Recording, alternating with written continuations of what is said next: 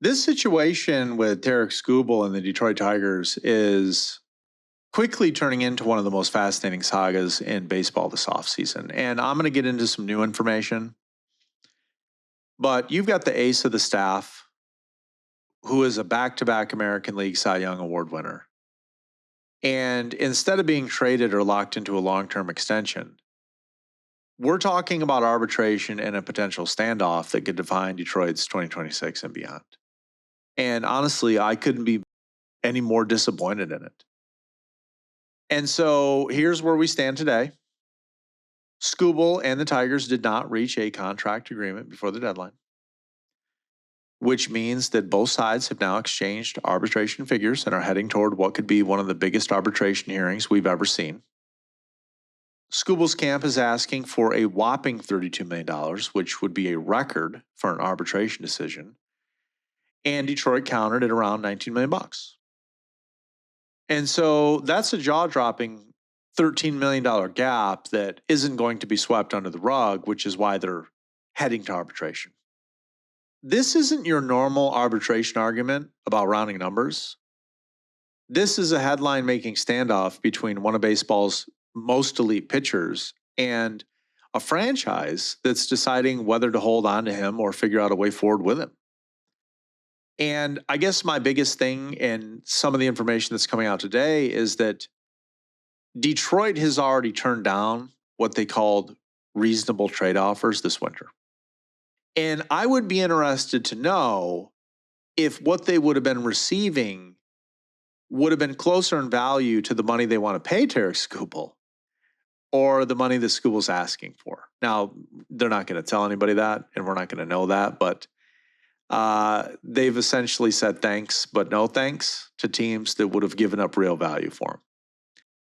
Now, I've been very clear about this in previous segments. I don't want them to lose him. I would like them to work this out. And while this might sound admirable if you're a Tigers fan wanting to keep him, with Detroit refusing to trade him, it does beg the question, why turn down good offers now only to risk losing leverage later? I mean, we have an arbitration hearing that still has to play out.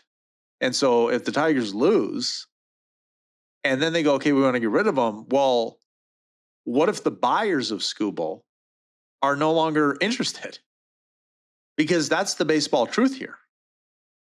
I mean, by refusing to deal him in any of the winter meetings and at other points when interest was hot or teams were ready to do it, I mean, Detroit may have lost leverage at one time when they could have maximized a return. I'll tell you what, I got problems with this front office. I don't like Scott Harris, frankly. And now we have this arbitration looming. We have a situation that shouldn't have even got to this point. And Skubal is still unsigned long-term. Major League Baseball at large knows that Detroit is between a rock and a hard place here. If this arbitration panel rules in Skubal's favor, which they very well could, then he's going to get a big payday. And Detroit doesn't really control him past the 2026 season anyways. And so if they lose, they look like they're cheap. They look like they don't want to pay their players what they're worth. And if they hold on to him and he pitches great, but still hits free agency next winter, they could lose him for just a draft pick when they could have got something else. Not ideal. Not an ideal strategy. And it gets even more complicated because Skubal's agent, Scott Boras, isn't exactly quiet at the negotiation table, by the way. Yes. His stance has been that both he and Skubal are willing to keep talking, despite the headlines and despite people acting like this thing is already headed to a hearing, which, by the way, it is. So the optics right now are messy, even if Boras insists there's room to negotiate. And so what does all this mean for the Tigers? Well, let's start with next season, because Skubal is the ace of the staff. Everybody knows that. And I'm not talking about Detroit. Major League Baseball knows that. He's the guy teams fear. He's the pitcher who can take the ball every fifth day and give you a legit chance to win the game.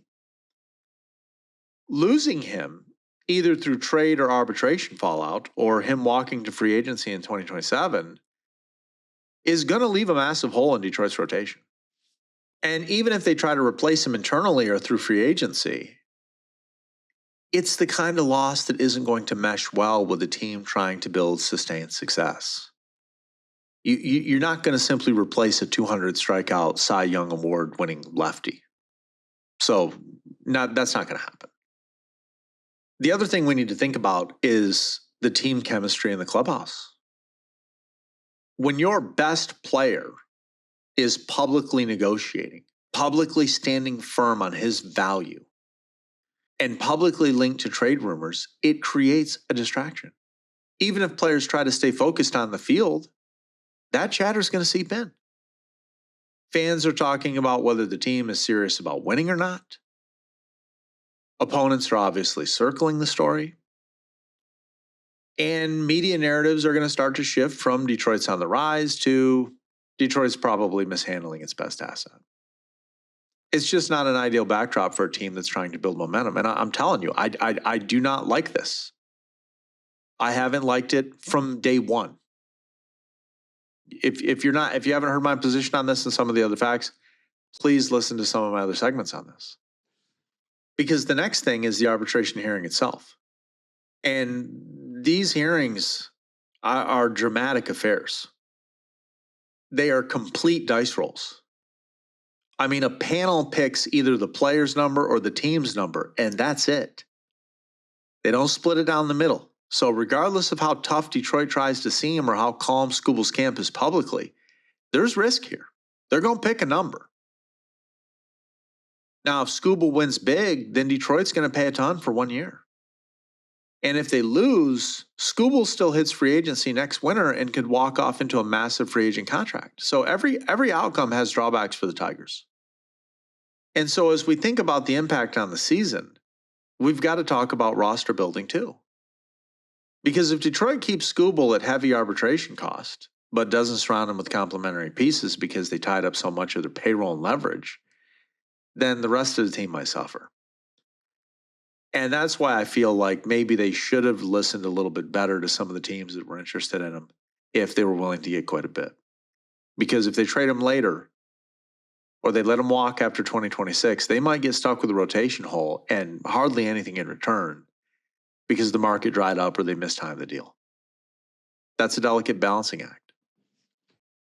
And like I said, while as much as I would have liked to have seen them work it out, if it's not going to work out in their favor, then if they're holding him, they're going to end up burning themselves. They very well could burn themselves. And so in the end, this story has all the makings of a long off-season drama with some real-time consequences for the Detroit Tigers. Tarik Skubal is one of the best pitchers in all of baseball. And the Tigers' handling of this situation will be talked about for years.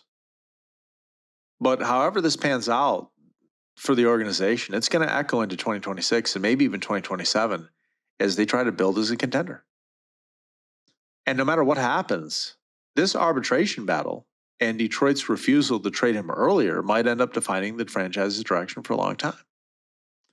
It's not just a contract fight. It's a crossroads for how the Tigers are going to view winning, building, and investing in talent at the highest level. And I hope they know what they're doing because right now, I'm not liking it. Keep it locked. You're listening to Midnight Sports Detroit.